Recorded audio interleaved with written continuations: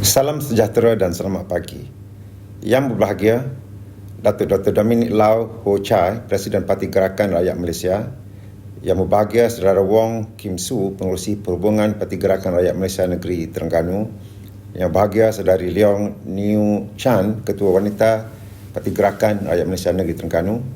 Barisan Kepimpinan PGRM Nasional dan Negeri Terengganu, para perwakilan, hadirin dan hadirat sekalian. Saya merasa amat bertuahkan pada hari ini kerana dapat sama-sama dengan tuan-tuan semua dalam persidangan perwakilan Parti Gerakan Rakyat Malaysia Negeri Terengganu pada hari yang berbahagia ini. Terlebih dahulu, saya mengucapkan terima kasih kepada PGRM Terengganu kerana sudi menjemput saya untuk merasmikan persidangan yang bersejarah pada hari ini. Persidangan yang kita adakan pada hari ini masih lagi terpaksa kita adakan secara atas talian kerana kekangan COVID-19.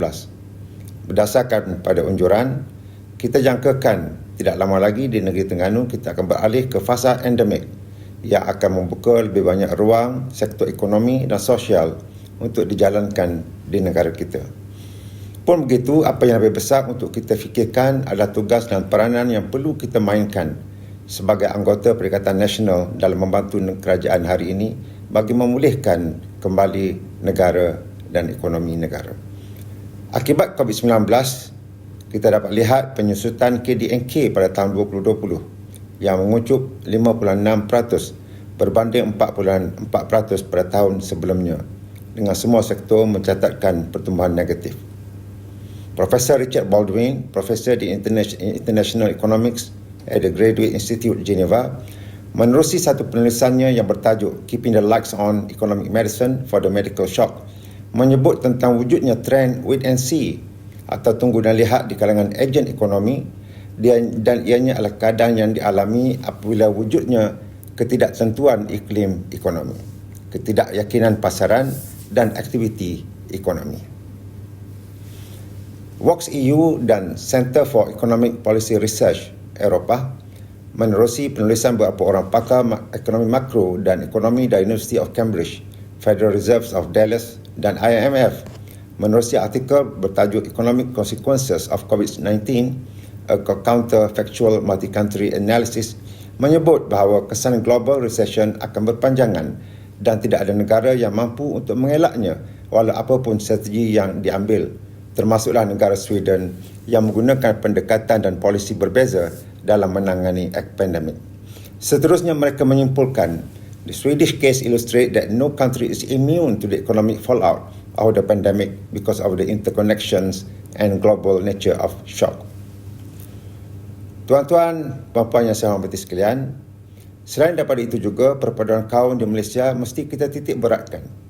PAS berpendirian dalam konteks masyarakat majmuk di Malaysia ini, kita wajib menerima kemajmukan ini dan mesti menjaga hubungan masyarakat majmuk dengan segala cara berlandaskan kepada perlembagaan negara. Kerana inilah kunci kepada kestabilan dan kesejahteraan rakyat. Menyentuh soal politik, saya kira suasana politik pada waktu ini adalah suatu suasana yang tidak pernah kita bayangkan. Bermula dengan kejatuhan kerajaan Barisan Nasional yang dipimpin oleh Datuk Seri Najib, kemudian kerajaan PH yang dipimpin oleh Tun Dr. Mahathir, kemudian kita mendapat Perdana Menteri baru Tan Sri Muhyiddin Yassin, dan tahun ini kita ada Perdana Menteri lain pula iaitu Datuk Seri Ismail Sabri. Dalam tempoh 3 tahun setengah ini kita sudah ada 4 orang Perdana Menteri. Keadaan ini menggambarkan bahawa politik negara kita masih tidak stabil. Keadaan ini pastinya mengganggu perjalanan dan perancangan kerajaan untuk memulihkan negara.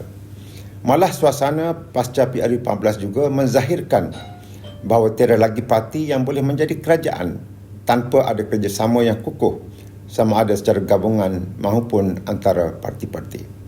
Oleh kerana itu, para hadirin sekalian, kita harus menerima konsep kerjasama politik antara parti dan gabungan parti bagi mewujudkan kestabilan politik seterusnya, membolehkan proses pemulihan negara dapat dijalankan dengan baik tanpa sebarang gangguan politik seperti keadaan sebelum ini.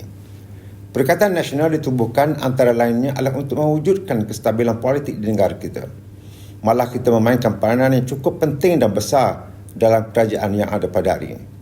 Dalam mesyuarat Majlis Tertinggi Perikatan Nasional yang lepas, kita telah putuskan untuk mengadakan majlis pelancaran rasmi Parti Perikatan Nasional Peringkat Kebangsaan pada bulan November 2021 ini. Pelancaran secara rasmi ini membuktikan bahawa kita sudah bersiap siaga untuk bergerak sebagai satu pasukan bagi memulihkan negara sama ada dari segi ekonomi, sosial dan juga politik. Menuju PRU ke-15, kita akan menerima penambahan pengundi 18 tahun yang perlu kita rangka dan rancang suatu gerak kerja untuk memikat hati generasi muda ini untuk bersama dengan kita. Akhir sekali, pada hari ini, sekali lagi saya ingin mengucapkan ribuan terima kasih kepada Parti Gerakan Rakyat Malaysia Negeri Terengganu yang sudi menjemput saya untuk bersama-sama dalam majlis yang sangat bermakna ini. Semoga persidangan tuan-tuan pada hari ini dapat berjalan dengan lancar dan para perwakilan dapat berbahas dan berbincang dengan baik bagi menatijahkan suatu keputusan yang terbaik untuk negara dan rakyat. Dengan kata-kata itu, saya dengan sukacitanya merasmikan persidangan perwakilan Parti Gerakan Rakyat Malaysia Negeri Terengganu kali ke-40 dan sayap wanita kali ke-32. Sekian, terima kasih.